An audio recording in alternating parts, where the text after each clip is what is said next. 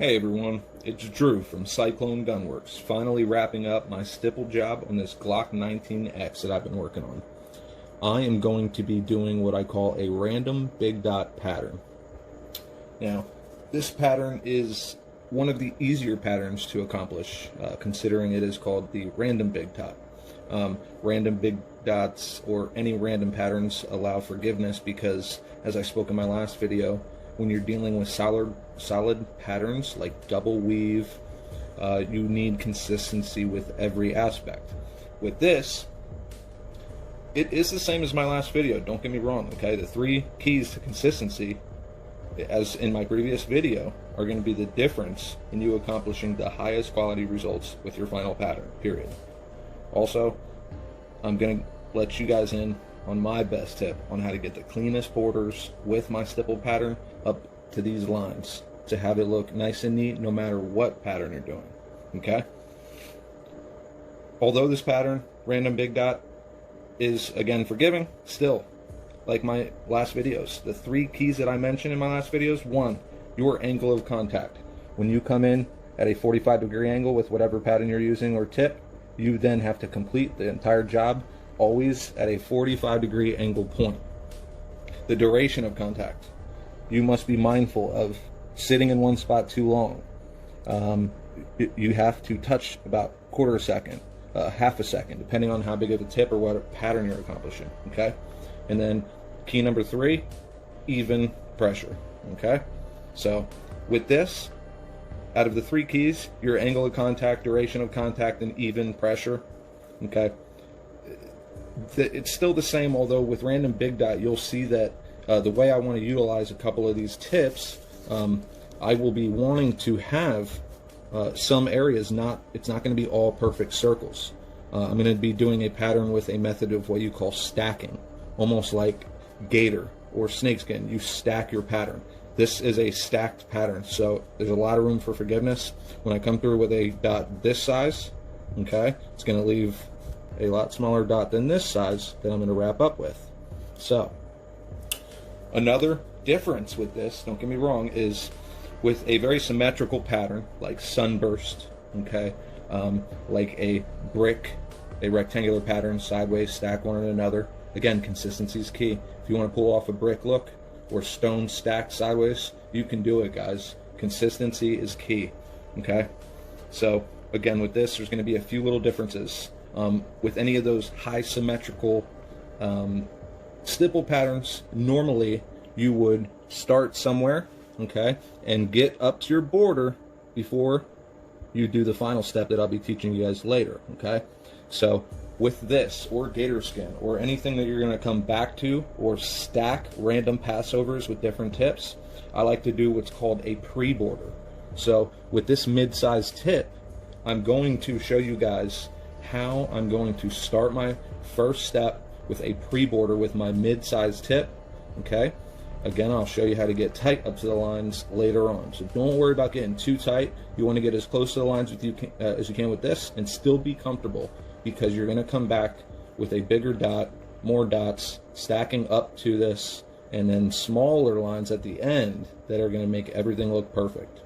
So normally, I don't like to do this, but with a stacked pattern, we are going to do what's called a pre-border, and that's what I will be showing you right now.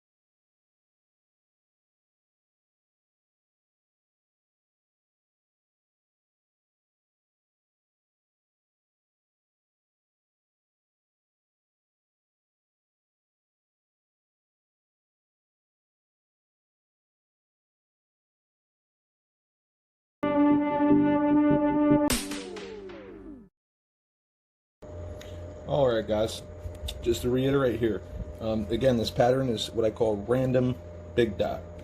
There is a lot of randomness to it, okay? So again, remember, this is called a pre-border for the random big dot. Anything that is a stacked pattern with a little bit of give in how you're doing something like randomized patterns, big dots, whether it's lines or, like I mentioned in my other video, if you use a flat tip, you can do asterisk shapes and then close the ends of those and create triangles. Okay, something like that, you would not do the pre-border.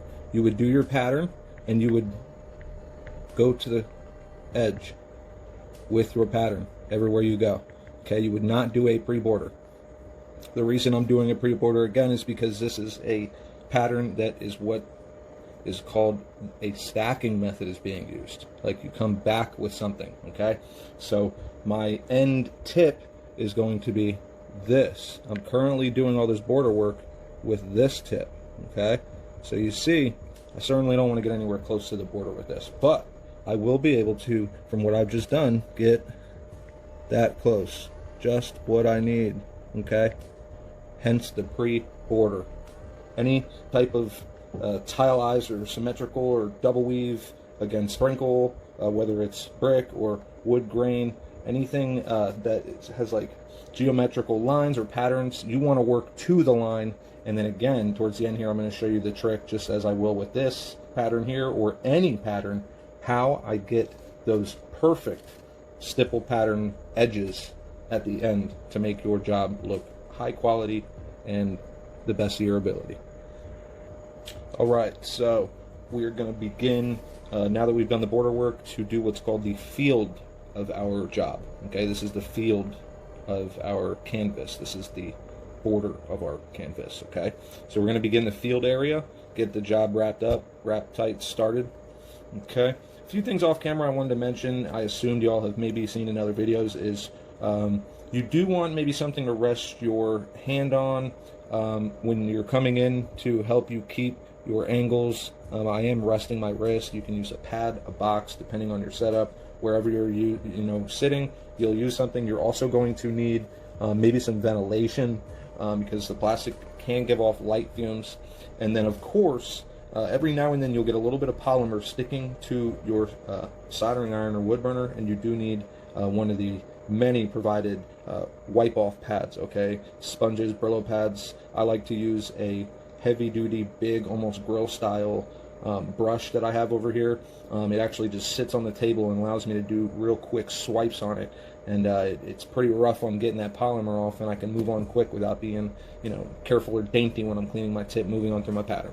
Okay, so what we're going to do here is, again, I said earlier, I'm a little excited about this pattern because I am going to be able to get area done quickly. Again, I'm finishing up with a tip this size.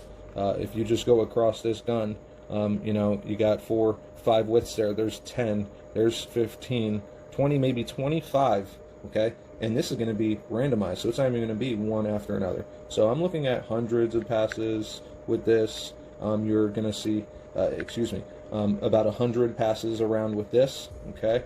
10 all the way around, random, maybe 200 passes with this. I am going to do almost like a tile area. I'm not going to bring this out consistently the way I've started because I want area left for this when I come back, and you'll see what I mean in a second. But on some jobs with the fine tip or double weave, triple weave, you're talking about thousands and thousands of dots, and you have to do them also precise. So I'm pretty excited to do this random big dot scattered styled pattern. Here we go.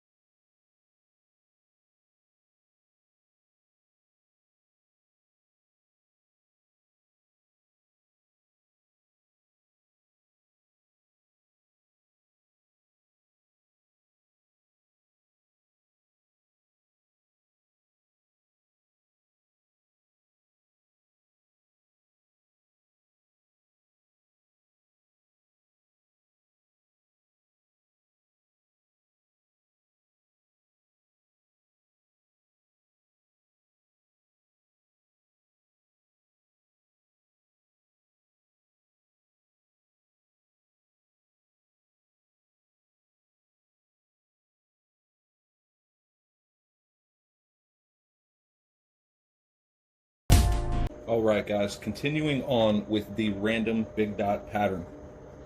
Again, usually you want to do an even application starting from beginning to end up to the border. But as I mentioned before, this is what I call a pattern that has stacking incorporated. So I lay out an initial pattern of my medium-sized dot, okay?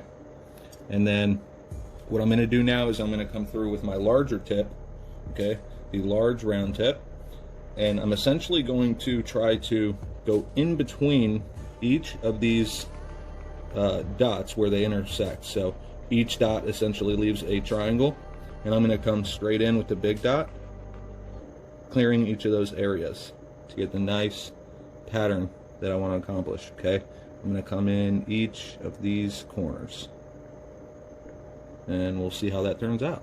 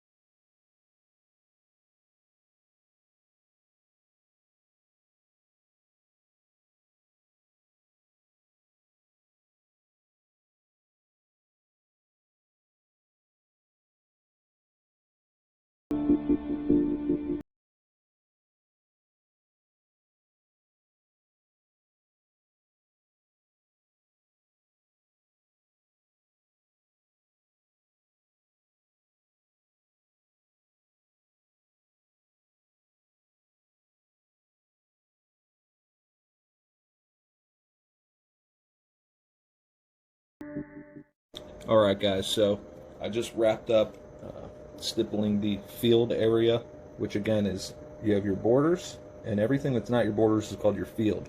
We just got done laying down the random big dot, pretty random, the random big dot pattern, okay? In my last video, I went a little bit into the best tips I can possibly provide for tight borders, okay? Now with the random big dot pattern, I started what's called a pre-border, okay, with my 1.5 millimeter tip here, okay, and then I did the rest of the pattern with the 4 millimeter round head, okay. Now, some people would be okay with the results that you have here, but again, I'm going to show you guys how to get even perfect, even closer lines, okay? We want it to look like it was made this way, okay? I always like to say good artwork or a good job or a good result is one that you can't tell was even done, okay?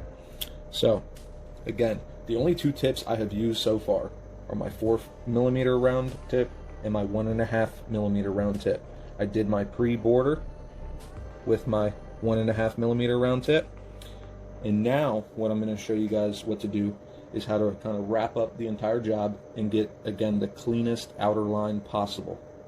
So what I'm going to do at this point is I am going to take my 1 millimeter point, okay? I don't want to get uncomfortably close to these lines any more than I have to, because I'm going to be finally wrapping it up with the 0.5 millimeter tip, okay? Again, it almost does nothing to the plastic, but your eye lets you trick you, and it lets you have a nice perfect finish. So I'm going to take the 1 millimeter round tip, and what I'm going to do is, again, like I showed you with my pre-border, I'm going to go ahead and I'm going to get just a little tad closer to that border. Not uncomfortably close. I'm really not going to do much at all, just little tippy taps, okay, little tips, okay, just enough to get a little bit closer than I was able to accomplish with my 1.5 millimeter tip, okay? So I'm going to have a little bit more wiggle room, okay? But you do not want to risk it and get too close, because in the long run, Again, I'm going to show you how to get a perfect line. The way we're going to accomplish a perfect line is what I do with any pattern, okay? Any pattern I use this technique that I'm about to show you to get a nice perfect line, okay? So when I'm finally done with all other tips, all other patterns, you see, from my opinion, that's terrible, okay? That looks terrible. So once I get in there with that 1mm tip and get a little bit closer, I'm going to finally go in there with the 0.5mm tip. And the way I'm going to do that is I'm going to carefully use a ruler, okay, a metal barrier. Now when you're using this technique, the most important part is that your ruler does not move once you do it. It's essentially like tracing or making a line on paper with a pen or pencil, okay? The line's going to be crooked if your ruler moves, so you want to get against that, okay? You want to get your adjustments correct, perfect, take your time. I'm not obviously doing it right now, I'm just showing you guys, but for the purpose of the video, you get in there, you get your line tight. You don't want even the finest details to mess you up, so the bottom edge of this ruler has a right angle to it, okay? So I don't even want that to bother me. So when I'm done, I'll get this upright, okay, as much as I can. Let me get you a better angle here. Just trying to get you an angle of the line, but perhaps this angle of the technique will be more effective. So what I do is I get in there with my ruler like this, okay? Once I visually like where it's sitting, I will go in and just do little taps. And what it's going to do is it's going to trick your eye. When you pull back, it's going to trick your eye that there is no border. Again, it's going to look like it was designed this way. Here, there will be no rounded edges, even on the side here. It's all going to look completely wrapped up and finished. See here, that's not going to be existent. When we're done, we want it to look like the gun was made that way, okay? That is a high quality result.